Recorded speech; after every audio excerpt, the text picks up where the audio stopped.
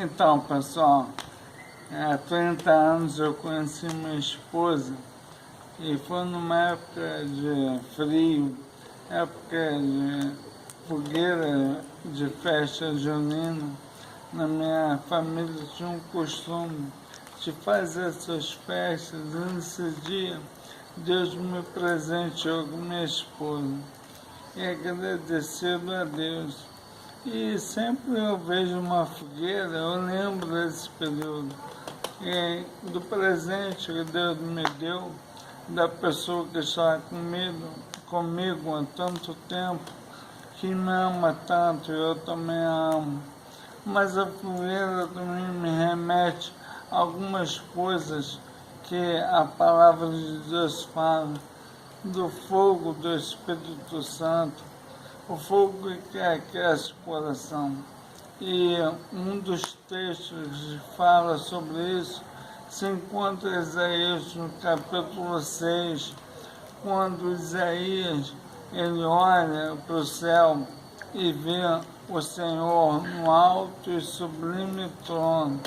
Ao seu redor voavam os serafins e ele fica desesperado com aquela visão, porque ele, sendo pecador, ele fica com medo de ter visto Deus no seu trono. Então o serafim pegou a brasa viva do trono de Deus com a tenaz e trouxe na mão, e com essa brasa tocou os lábios de Isaías e disse: estão perdoados os seus pecados. E aí, do trono de Deus, veio uma voz que disse: quem há de ir por mim? A quem enviarei? Isaías se colocou à disposição de Deus. E foi um grande profeta do Senhor.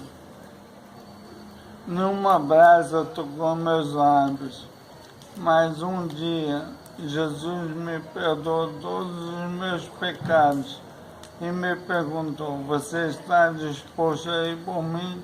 Eu disse sim.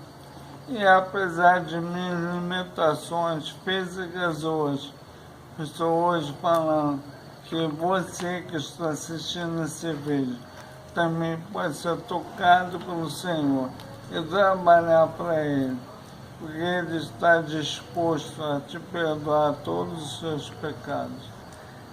Que Deus te abençoe, meu irmão. Um forte abraço. Que você esteja disposto a trabalhar pelo Senhor.